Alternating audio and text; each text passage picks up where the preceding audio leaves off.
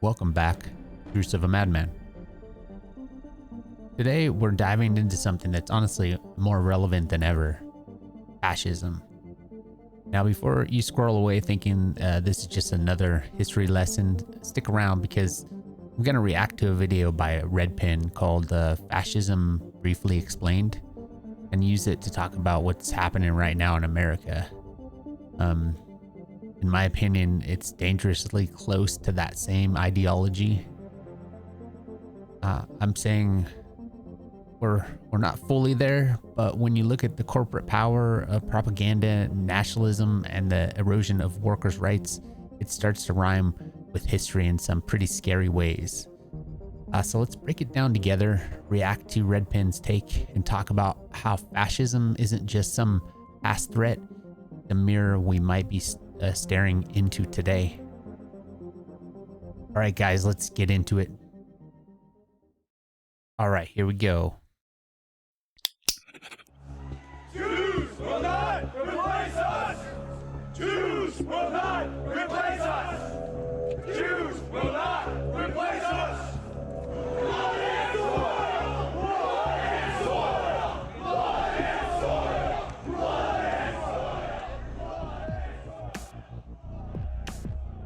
In the 21st century, fascist political parties and movements no longer openly identify as fascist, which can make pinning down a definition of fascism somewhat difficult. There are plenty of liberal or socialist parties that openly state their aims and objectives, but when it comes to the far right, the politics of fascism are everywhere, yet the term is not.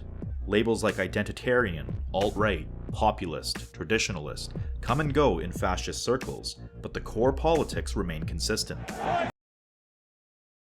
Bunch of white guys marching around, yelling at each other with tiki torches. There's some statue in the background. I mean,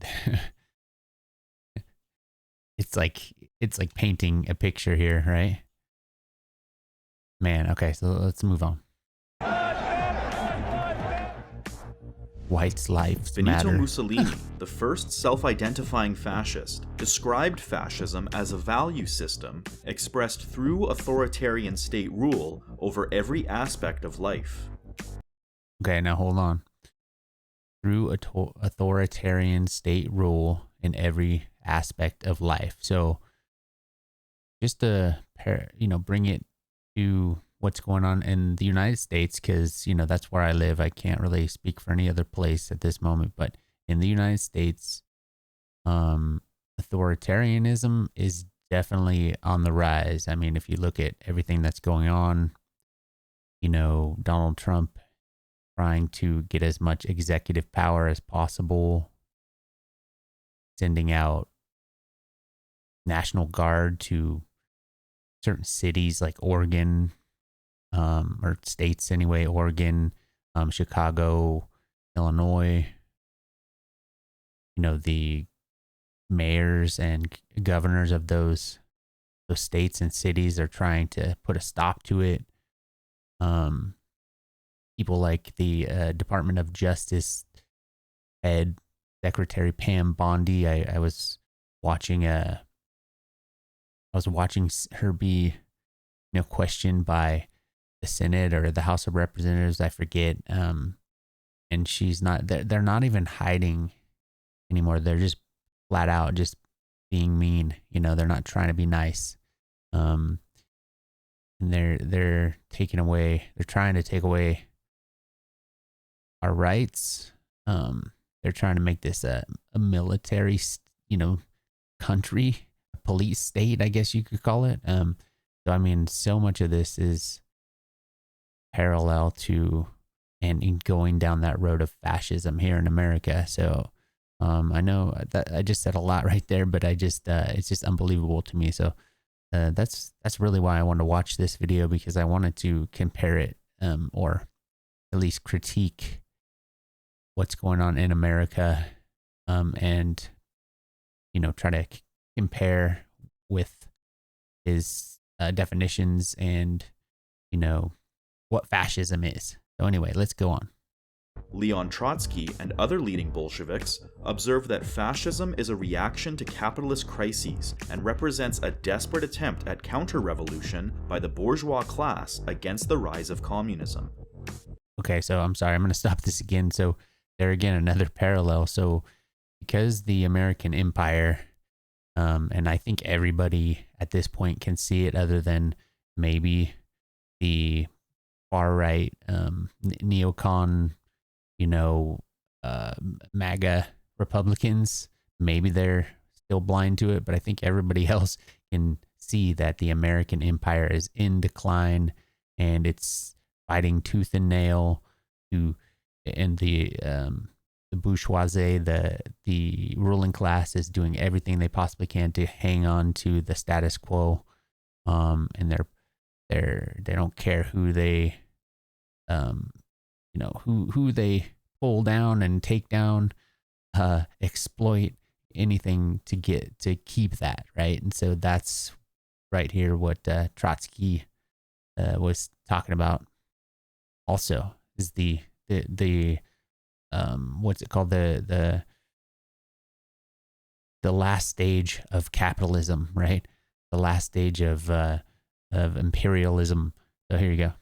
Political scientist Robert Paxton adds that fascism emerges out of a collective state of humiliation or sense of inferiority. Historian Roger Griffin has suggested that fascism is an expression of ultranationalism, which invokes a mythical view of history to encourage a rebirth of the nation.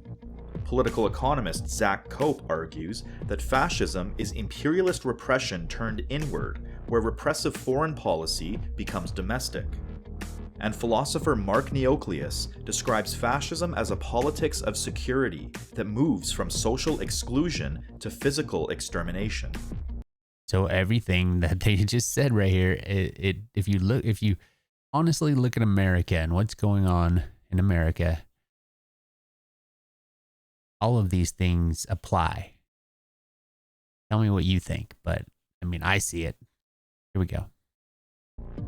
What do all these definitions tell us about the totality of fascism as a political project? To answer this question, it is necessary to look at the material and social context through which the term emerges and historically develops.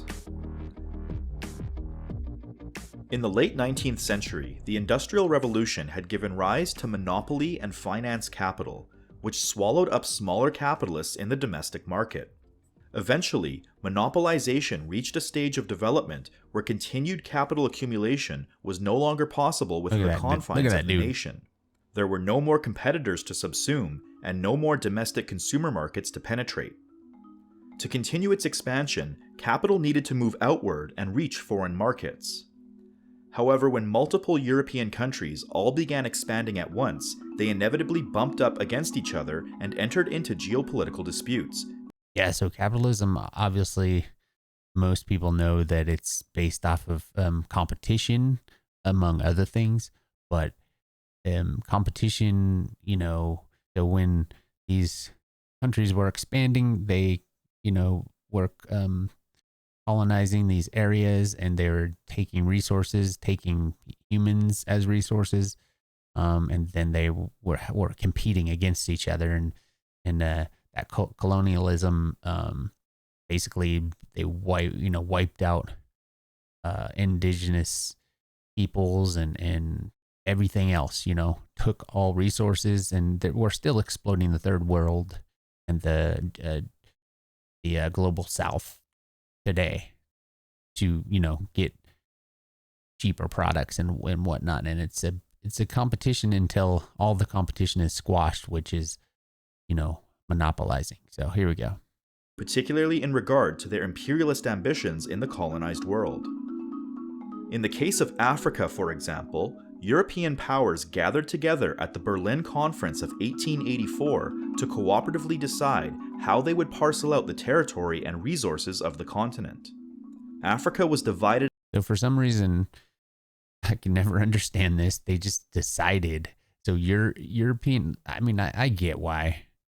Because they think that they're somehow superior, but it's racism. But still, I'm gonna say this anyway. what made Europeans and then in, you know, after that, Americans decide that this was theirs. Like they could just take Africa, for example, as their own and just take, you know, divide it up. It's just ridiculous, man. It's just like stealing. It's like, I'm just going to go into Walmart and start taking shit because, you know, it's mine. Up into nation states that represented the colonial territory of this or that European country. World War I erupted when such inter-imperialist cooperation was no longer possible between European nations. The capitalist mode of production had become global, its crises had become global, and for the first time in human history, war had become global. World War I. World War I was fought in order to draw a global divide between the colonizing and colonized world, and even though Italy was on the side of the victors, its agreed-upon territorial share of Austria and the Ottoman Empire was never fully realized. Meanwhile, Germany, on the losing side of the war, was severely punished by the Treaty of Versailles, which placed the former European power into an ocean of debt. Yeah. German authorities knew they could never pay back the debt, and instead tried printing marks as an easy way around it. However, large injections of currency into the German economy caused the price of goods to skyrocket, and Germany then entered a period of severe hyperinflation. German currency became so worthless that rather than using it for exchange, workers found better value in burning marks in their home furnaces to stay warm. That's nuts. Under these economic circumstances, Benito Mussolini in Italy and Adolf Hitler in Germany each rose to prominence by riding a wave of national resentment. Mussolini described Italians as the descendants of the ancient warriors and conquerors of the Roman Empire, advancing a view of the nation as empire and citizens as soldiers. So, I just wanted to say, you see how they do this? They basically take a disaster, something that where people are just in a desperate position. They come in. And it's because of, you know, capitalism. Basically, it's because it got to a point where it couldn't sustain itself, the economy. I mean anymore. So, and that's like a late stage of capitalism, basically. So, because of that, the majority of people are in a desperate situation, and somebody comes in and starts saying how, you know, we're superior and this shouldn't be happening, and we're going to do something about it. And so that's, you know, a reactionary position and a road that they head down. And, you know, a lot of people in a desperate situation turn to something. So that's how this stuff happens, you know, and right now it's the same thing, I believe, that's going on in the United States. Maybe not as severe yet, but it's on the way, you know. While anti-Semitism was prominent in Italian fascism, it played a far more central role in Nazi mythology, which fixated on genetic characteristics in order to determine an individual's racial superiority or inferiority. Man. So-called Aryans were the master race, but were being robbed of their rightful place in the world by the inferior races.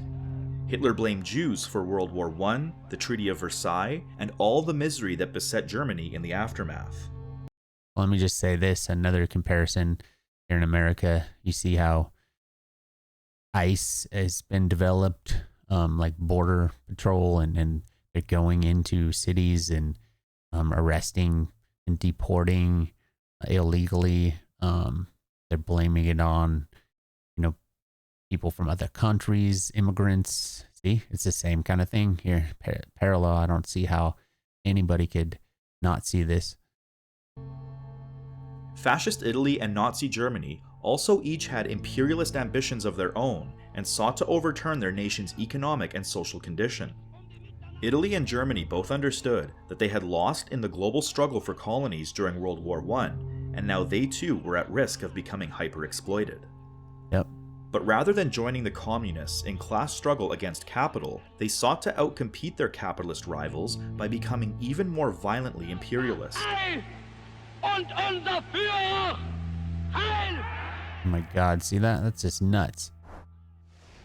I'm afraid we're World going to War get there. II unfolded as Italy launched an invasion of Ethiopia in 1935, which later expanded into Yugoslavia and French territories.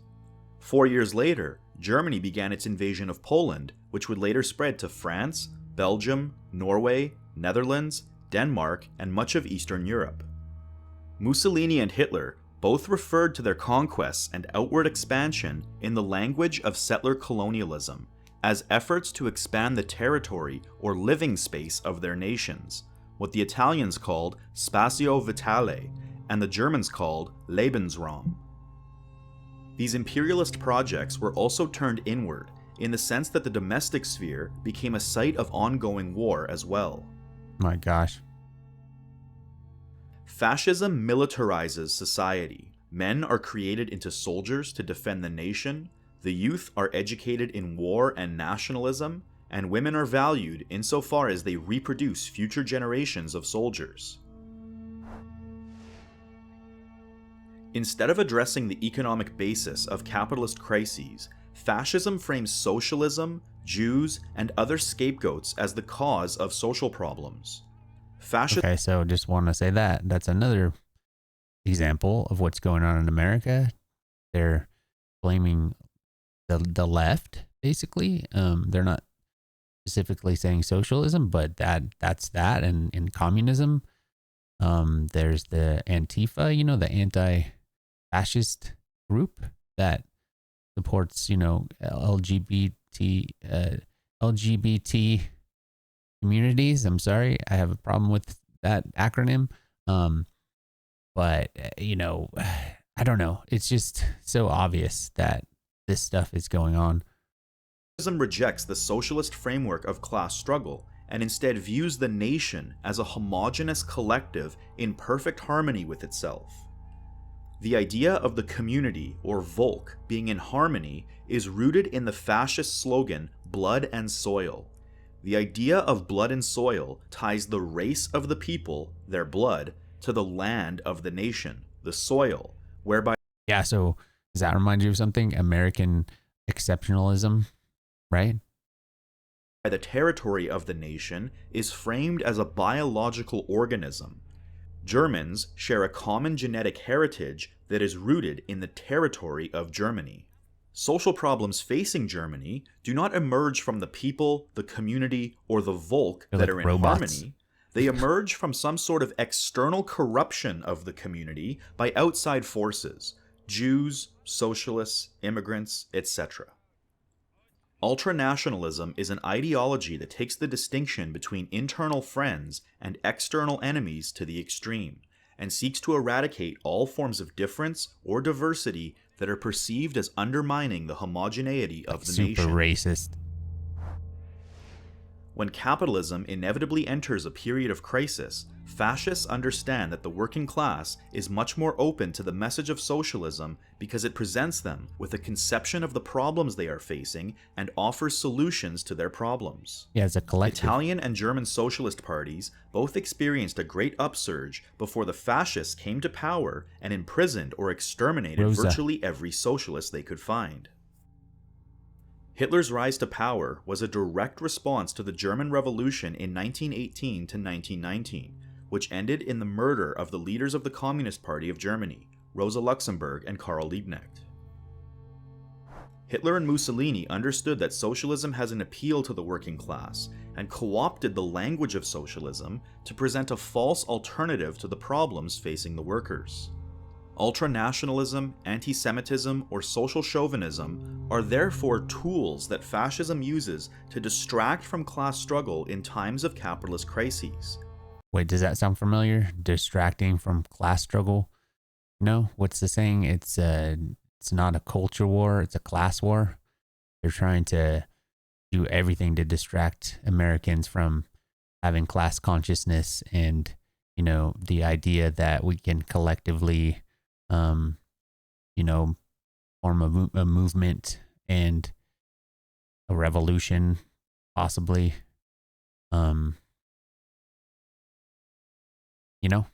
So instead, they want us to continue to consume and continue to participate in the capitalist system, while at the same time not even being able to afford it. Most Americans, live paycheck to paycheck and have to rent and don't have, any good quality of life, no medical insurance, things like that. But they want us to continue to participate in the capitalist system and consume, while distracting us from the real problems that we need to face, distracting us from, by saying that it's the immigrants that are the problem. It's the LGBTQ. There you go. Community. It's this and that. It's just a distraction. And then there's a lot of people that buy into this. They end up going down that road of the American patriotism, and then they go further down the road to where we're better than these other people, whatever, put, whatever country you want to put there. And, they end up going down this fascist pipeline here. So if the bourgeoisie can use fascist politics to convince even a small number of workers that their grievances are not towards capital, but towards Jews, socialists, immigrants, black people, transgender people, or anything else, the public discourse around class war can be crowded out by a discourse of culture war, total war, or any other war. Leading theorists of the Bolshevik Party were shocked to discover the extent to which the capitalist class was willing to openly scapegoat Jews and feed into anti-Semitic myths of so-called international Jewish bankers simply in order to save their own skin. For example, Henry Ford, the founder of the Ford Motor Company, who was widely regarded as an icon of American industry, was a rabid anti-Semite. After the Bolshevik Revolution, Ford began writing and republishing anti-Semitic literature, which was widely distributed across the world. It's in no small part due to the efforts of Henry Ford that anti-Semitic ideas were made so popular and accessible in the early 20th century. But Ford's anti-Semitism was not just theoretical. During World War II, the Ford Motor Company helped repair Nazi military vehicles and profited from forced labor. Obviously, profit. Henry Ford was awarded the highest honor that Nazi Germany bestowed upon non-German citizens, and he was a close ally with Hitler, I had no idea. Who he frequently corresponded and even shared gifts with. Don't buy Ford. Turning working class attention away from class struggle and economics onto cultural issues or eugenics has proven an effective strategy in redirecting animosity towards capitalism. But no amount of persecuting Jews, homosexuals, immigrants, socialists, or disabled people is ever going to resolve the underlying material and social contradictions that produce economic crises in the first place. As time goes on, there's always another crisis to be resolved, always another false enemy to persecute. Yeah, so that's the thing. It's going to be obvious eventually to everybody, unless we, continue to destroy this planet, to the point where we can't survive anymore. I guess if that comes first, then, fuck all the rest of it. But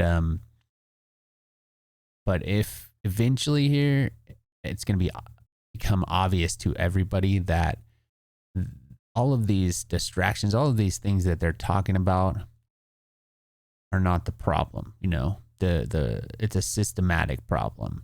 And the only way we can deal with that is collectively come together, understand our material conditions, understand that the majority of the people, which is the working class, the proletariat, is under the boot, so to speak, and we need to dismantle the system. We need to cut the system at the roots, pull the roots out, and develop something new, which is socialism, collectively, and go forward into the future, because we're stifling innovation. I mean, everything. So, yeah, here we go. Producing deeper and deeper crises until finally total mobilization for combating the internal and external enemy becomes necessary, what Joseph Goebbels called total war.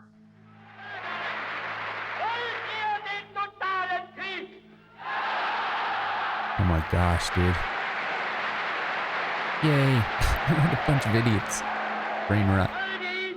Wenn nötig, totaler und radikaler, als wir ihn uns heute überhaupt erst vorstellen können. Ich habe mir es nicht vorstellen können, was denn nun eigentlich noch totaler werden kann. Sollten wir nun überhaupt nicht mehr schlafen oder gar nichts mehr zu essen kriegen und alle Männer tot sein und die Zivilbevölkerung auch noch? Ich konnte mir davon gar keine Steigerung mehr vorstellen. Es war doch schrecklich genug. Oh my God. One could argue that the concept of total war is not unique to the particular circumstance of Nazi Germany in 1943, but a rational outcome of a politics that misdirects class conflict onto illusions of an all-pervasive enemy infiltrating the nation. Yeah. Socialists generally understand that aspects of humanity like tribe, nation, race, religion, class, or even war are specifically made by humans. Socialists recognize that these aspects of humanity are socially constructed, that they haven't always existed, they have changed throughout history, they will continue to change, and eventually they will cease to exist in their current form.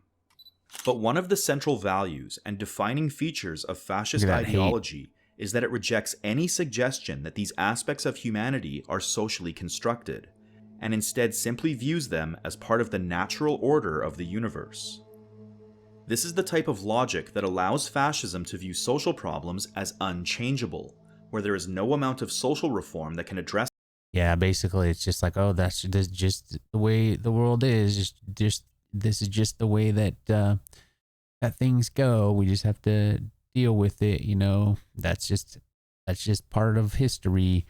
All these kinds of things. They don't understand that we can look at our material conditions and make changes to, you know, affect that and go towards a better future. I mean, I don't know why anybody wouldn't want a better future for their children, you know, for themselves, whatever. So it just blows my mind. It's like brain rot is what I say, what I call it. Them. So-called Jewish bankers could not simply be removed from their perceived positions of power because their power was not constructed as deriving from their social position, but ultimately from their genetic lineage. When social problems are attached to the genetic, physical, immutable, or unchangeable aspect of a group, the only solution is to physically annihilate that group and that type of person. In other words, the only way to destroy a social problem rooted in genetics is to physically destroy the genes themselves. Man. Genocide is therefore the only logical resolution to social problems that are viewed as rooted in genetics. This is why the architects of the Nazi death camps describe their system of extermination as the final solution. Genocide is the consistent outcome of fascist ideology. It begins with the politics of exclusion, but oh yeah, by the way, that's something else that reminded me. I mean, look at these detention centers, they're calling them, like Alligator Alcatraz. I mean, is that not another example of, you know, the parallel here? Like these concentration camps. So just awful. And, you know, Donald Trump and his administration, along with probably quite a few Americans, especially the neocon, the extreme ones,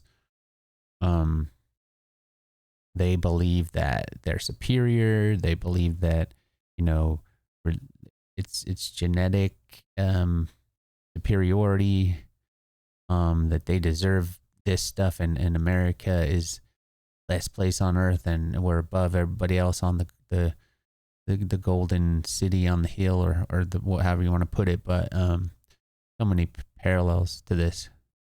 So many parallels. Okay, here we go. Following its own irrationality, transitions into a politics of extermination. When fascism is understood in its totality, as a violent attempt to restore the power of capital, it becomes clear how the many definitions of fascism come together in a unified way. But not only restore, but to protect and keep the status quo as well. Class struggle, ultra-nationalist mythology of national rebirth, imperialism, social chauvinism, eugenics, and genocide are all interwoven aspects of a unified whole. Fascism cannot be identified through a single moment, a single policy, or a single individual, but needs to be identified in the ideology and process of political practice in general. The form that fascism takes is based on the social and historic context through which it constructs its historic past, its external enemy, and its aspirations for the future. But the social conditions that it emerges from and responds to remain consistently embedded in the contradictions of capital. This is why it's important to conceptualize the re-emergence of fascism in the 21st century within the broader economic and political context of the current milieu. Economic inequality has reached heights and magnitudes not seen since the 1920s, which leads to various class dynamics and social conflicts that lay fertile ground for the rise of fascism. If we see that fascism is not a policy, personality, or event, but a historical and social process, we can come to better understand the threat that fascism currently poses, not just in one country, but across the world. The global crisis of capital has given rise to social inequality that has been compounded by He's a war criminal, or at least he supports war criminals like Netanyahu.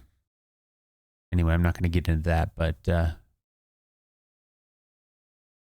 unbelievable. COVID-19, inflation, rising interest rates, the war in Ukraine, and an overall decline in economic opportunity. The social instability created by these rapid global transformations has forged conditions where the working class becomes more receptive to the politics of the far right. Golden Dawn in Greece, Marine Le Pen in France, Geert Wilders in the Netherlands, Giorgia Meloni in Italy, or Donald Trump in America are not isolated symptoms of individual nations flirting with fascism, but part of a broader trend revolving around the crisis of global capital.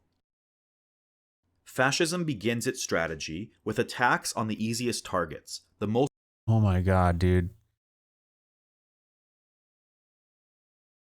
Yeah, the kids, that's the thing, if the left would understand, and they do, but the left has been squashed down so bad in the United States, that, you know, it's gonna be a hard road up. But I mean, if the left would understand that we need to educate the youth, because they're the ones that are gonna be inheriting the world, you know, and the politics and the economy and everything that goes with it. They're inheriting that, so we need to, like I do with my kids. I always talk to them about the way that the world is and our material conditions and class consciousness and everything. So, you know, they need to understand what this world is that they're inheriting, you know? So anyway. Most vulnerable, transgender people, Black Lives Matter, immigrants, the poor, etc. And unless countered and repressed, eventually becomes a politics of open hostility and violence that reaches its logical conclusion at Auschwitz. Fascism is a death cult, and the only way to defeat it is through socialist revolution. Oh yeah, right there. Antifa. That's what it's banned now in the United States. Antifa. They're attacking it. I mean, can you believe that? They are for humanity, and they're attacking it like it's some kind of terrorist organization. All right, guys. I hope you enjoyed that. Yeah, it's an eye opener for me. I mean, I don't know if it's an eye opener for me. I guess that's the wrong way to say it, because I've been noticing this, you know, move towards fascism for quite some time now, but I just wanted to watch this with you and show you these parallels and tell me what you think. Hope you guys enjoyed this. Workers of the world unite.